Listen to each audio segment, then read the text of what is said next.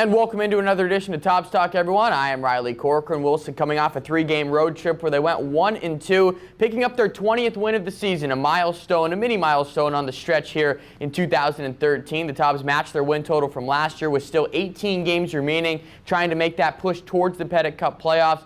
Again, starting just 2.5 weeks. It's winding down very, very quickly. They welcome in the Peninsula Pilots tonight, who are red hot, 11-2 in the second half. We'll see if the Tobs can get back to their winning ways after faltering last night 14-9 to Morehead City in a wild game where the Tobs surrendered 11 runs in 1 inning but battled back in the 8th. So it was nice to see the fight from Wilson, but at the same time still came up on the losing end. 20-17 overall, but the big push will begin tonight and continue on to next week. A doubleheader on Monday against Fayetteville before a single game against Columbia on Tuesday, and then Edenton, a 3-game series in 2 nights. It will be electric crowd. We are hoping at least on Thursday, the ultimate Thirsty Thursday of the year, but the Tobs have plenty of business to take care of before that game arrives. Julio Valdez on the mound tonight for Bridgestone night at the ballpark. Want to thank them for being a part of tonight at the Wilson Tobs baseball game. For this episode, Bridgestone will join us as well and tell us about how their relationship with the Wilson Tobs has been so strong over the last couple of years. Austin Love will join me. Billy Matroni, a shortstop for the Wilson Tobs, who picked up 2 RBIs last night. He'll be on this episode, as well as Matt Mike, and we'll get you ready for tonight's game against the Peninsula Pilots. That's all coming up. This is Tobs Talk on Greenlight. Riley Corcoran back here with Michael Darr, the operations manager at Bridgestone. First off, thanks for being here on this Saturday. It's great to be here. Absolutely, and getting ready for a baseball game tonight. The Tobs take on the Peninsula Pilots. Bridgestone night at the ballpark, one of our great sponsors this year, and a lot of community involvement that you guys have been involved in, at least since I've been here, even in the short couple of months, all the way throughout the year. I mean, how important is that from your guys' side of things to just stay involved with the Wilson community all the way around the board in the Tobs game tonight? Absolutely. It's one of the biggest things we do as the second largest employer in town. It's important for us to give back to the community because they give so much to us. Through the United Way, every function in town we're involved in heavily. And again, with the United Way, we've seen that now with the Wilson Tobs again coming up tonight, and expecting a big crowd for the game tonight, at least with the employee involvement that you guys are going to have. I know that we've been pumping up the last couple of weeks, it seems like, right. And now for you guys, even on a Saturday, expecting more people to come out tonight? That's right. So this is our second Bridgestone night at the Tobs game.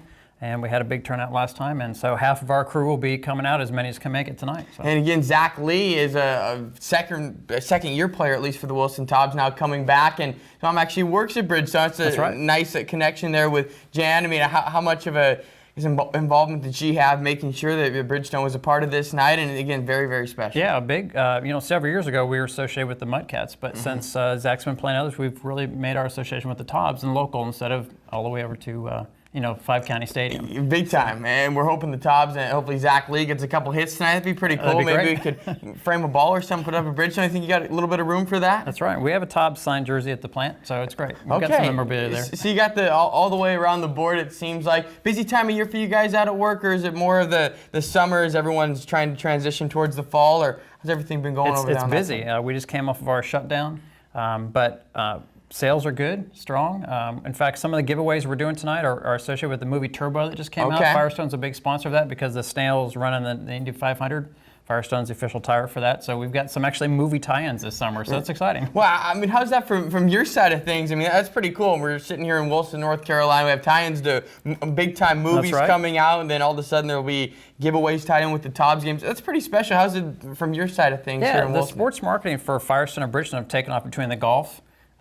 Bridgestone's name is all over golf now, and Firestone is more involved with their official baseball tire of Major League Baseball. So we're tied into baseball in many different ways, but the movie's an exciting little addition. And again, from the sports side of things, I'm a big sports fan, obviously. I'm sure you are with your golf game. We were talking about your single-digit handicap, right? But from that side of things, pretty cool to be involved in the sports side of it. I mean, talking about tires, you can go any different way with it, but to be involved in sports, pretty special. It is, and a lot of folks at work play golf, and so they can get discounts on clubs and balls and all those things. And as we're talking about golf right now, the British Open going on, or I guess the Open Championship, how they call it, do you have a prediction, an official prediction? Tiger looks pretty strong. Okay. I wouldn't bet against him. That's a pretty safe call right there. Thanks so much, first off, for being here and sponsoring this night. And we'll talk with Coach Austin Love coming up next to preview this game between the Tobs and the Peninsula Pilots. Riley Corcoran back here with Coach Austin Love. The Tobs 20-17 now, still hanging on to that 4th spot in the playoffs. an interesting couple of days, at least, with Wilmington, a 3-game series in about 26 hours, then taking on Moorhead last night. Tobs go 1-3 in that stretch, but still, again, in 4th place. That's just the biggest thing right now. But how would you assess those games as a whole? I mean, pitchers' duels with Wilmington like we expected, and that game against Moorhead City was just pretty wild last night. I don't know any other way to describe it. The games against Wilmington were as expected. Their team ERA is below 3. Very shocked at their record with the pitching staff they have. Tyler Bolton, he's pitched against us numerous times, and I don't know how many runs we've gotten off of him. I think it's like 1, maybe earned. Was very impressed with our starters. Those games we pretty much did our job, minus a couple pitches to Zach Stevens, their big hitter from Tennessee Tech. So there's a learning situation there. You have the big hitter from every club that you don't want to let beat you, and that was a situation where he made an adjustment to breaking balls in both instances and, pretty much put him over the wall, and that was the difference in both games. Tough to deal with Zach Stevens. 7 RBIs out of the 10 runs that Wilmington scored in those 3 games, so it just makes it tough. That doubleheader, there was a bright spot. The Tobs did match their season win total from last season. I know that was the first goal, at least that you had. There's a checklist that I'm sure you're going down right now with trying to break some records in the sense from last year and make the playoffs first and foremost, but that's a pretty good barrier to cross. I mean, there were 18 games remaining when the Tobs won their 20th this year. Last year was a struggle. The year before that wasn't much better than that. But to win 20 games, just kind of a nice little hurdle to climb over. Yeah, it's really has no significance except for, being better than last year's team. And the way we won the game was in typical fashion, as far as us going to Wilmington and playing a game, coming back in the the top of the 7th and, putting something together. And we tend to play better when our backs are against the wall, and it's just trying to find a way to make our young men feel that pressure early in the game. So, it's starting to get there a little bit offensively. Always good for coaches, at least. It seems like very stressful towards the end, at least when you're losing towards the end, but coming back to win. Was it deja vu? Because I know I had it when I was sitting in the dugout with Sean Godfrey coming up, down by 1, last inning, down to the final out. He gets a big base hit. And then, of course, the catcher's interference, very weird. But how about Sean's at bat again in that contest? Of course, Ridge Gonsolin gets the walk to get the first run in. But Sean, just a clutch at bat, getting a base hit. Yeah, it was, very, very much deja vu, except for I got to see it on the field this time. And, but Sean and Ridge, they're very clutch when it comes down to crunch time and getting on base and sticking their nose in it and being blue collar and trying to get on base. And that's what they do there. I think everybody kind of felt like, Sean's going to hit another grand slam. We didn't need that there. And he came through again, and then Seth gets the catcher's interference. And, just glad to walk away with the win, whether you think it's cheap or, or they blew it, but you're just glad to get a victory. And it could be the difference whether the Tobs make the playoffs or not. I talk about it all the time. I know that from your standpoint, with 18 games remaining, you might not think it might happen, but that could very well be the difference, it seems like, for Wilson. And you go talk about the catcher's interference. I've never seen a game end like that. I mean, in the sense where that was the winning run comes across on something like that. Have you been a part of anything? I know I've asked you this question a lot, but I mean, that was unique. I've never seen a catcher's interference be the game-winning thing. But, in my career, I had catcher's interference all the time because I stood so far back in the box and, with 2 strikes trying to let the ball get deep, and catchers tend to reach out there sometimes. So I've seen plenty of them and stood in the box for many of them, but I've never seen one that, won the game. And it was nice with Dylan Fry coming in, picking up the save. He just seems to gain more confidence now that he's been into the closer's role, whether it's official or not. I mean, he has 2 saves now since John Fitzsimmons has left for Idaho Falls with the Royals, but he looks so good out of the bullpen, very electric. I'm sure maybe amped up from the situation that presented himself, but what have you thought about his, development through the last 2 weeks? He has, like so many of our other guys, who didn't have a lot of innings in school ball, as they've gotten the ball more, they're getting more confident, and as they toe the rubber more, they're getting their reps in. And as he gets more mound time, he's going to continue to get better and better and better. And when he's out there for the bottom of an inning or top half, I mean, the other night he just made it look easy, and I want to say he struck out the side. And, we're very, very pleased and impressed and very glad to have him. And again, part of that back into the bullpen that has been very good for the Wilson Tobs. And we turn the page tonight, Tobs 20-17, taking on a red-hot Peninsula team. They're the best team in the second half right now. pretty much cemented into a playoff spot, but just playing good baseball, defeating Edenton last night. What's it going to take for the Tobs tonight? Julio Valdez will be on the mound, a fireball out there. Not sure what to expect at times with him, whether if his control's on, he's pretty tough to beat, but what do the Tobs need to do to try and turn around, get that offensive flow back going? Julio's going to be fine. He's going to, pitch like he always does, and we always seem to play them pretty tough, minus a 6-2 loss that we had when Christian started a few weeks back. So I expect the game to be close as always with them, and if Julio throws strikes and if we can, play with our backs against the wall early offensively and score some runs, hopefully we can pull out a victory and try to climb back into the second half race. We talk about it all the time, but the Tobs really now need to build that positive momentum. A huge week next week, a doubleheader against Fayetteville as well as Edenton. We'll talk with Billy Matroni coming up next. This is Tobs Talk on Greenlight. Riley Corcoran back here with Billy Matroni, Tobs shortstop, 2 RBIs last night, and trying to build some positive momentum on an individual level, it seems like, Billy. But year with the Tobs so far, a little bit up and down, same time, but the defense has been great all the way through it. How would you assess the last couple of months, at least here in Wilson, and playing summer ball here? It's been great. The team is a bunch of great guys just from all over the place. Gotten pretty close with all of them, and love the coaching staff, and it's been rough kind of making some adjustments, but just working through them individually. And trying to overcome adversity, a big thing, I guess, through the development process from you personally, with injuries all the time. How frustrating is that? You come here, you build your whole year basically around summer ball and trying to get better for next season at Presbyterian, and you have injuries to set you back. How frustrating is that for you? Injuries are part of the game. You're always kind of banged up playing baseball and playing every day, but some of them have been a little more nagging than others, but just getting through them and just playing with some pain. We'll talk about maybe the bad first before we get to the good. With the hitting side of things for you, it seems like you're so close in trying to break through, and hopefully last night's an indication of that, getting the 2 RBIs and just getting on base a little bit more. Is it more for you just making contact? Because good things happen for you when you put the ball in play. It's just a matter of doing that during that tough stretch you went through. What is your approach of trying to get over that hurdle and again, trying to put up the numbers that you know you can? And it's just getting back to being comfortable, making some adjustments for myself and working with Coach Love. Really starting to feel comfortable at the plate and starting to barrel some balls up, and hopefully we can continue that. And then the defense. That has just been fun to watch. I know there was a ball a couple days ago, maybe Wednesday, up the middle where it just seemed no doubt base hit. You screwed up my call because I thought it was a hit no matter what, but Billy comes through, grabs it, throws across to first. How much pride do you take in your defense? At shortstop, you get more balls than anybody, it seems like, and to be that rock, again, when you're struggling hitting, but as long as you have the defense, you'll probably be in the lineup. Yeah. I take a lot of pride in my defense, and that's always been my favorite part of the game. Robbing somebody of a hit or making a great play, it's just, there's nothing really like it. So, that's always been my rock. And people tell me all the time, it's, well, how many balls do you have to take as far as practice to get better at shortstop? Shortstop, second base, maybe third a little bit too. You have to take so many more reps, it seems like, than other positions. I want to knock the outfielders out there, but you just have to take more ground balls, it seems like, to be comfortable. And I really get that question from a lot of people, well, how often do you see him out there? If you can just tell everyone, how many balls do you normally take as far as prep to get there and to be comfortable?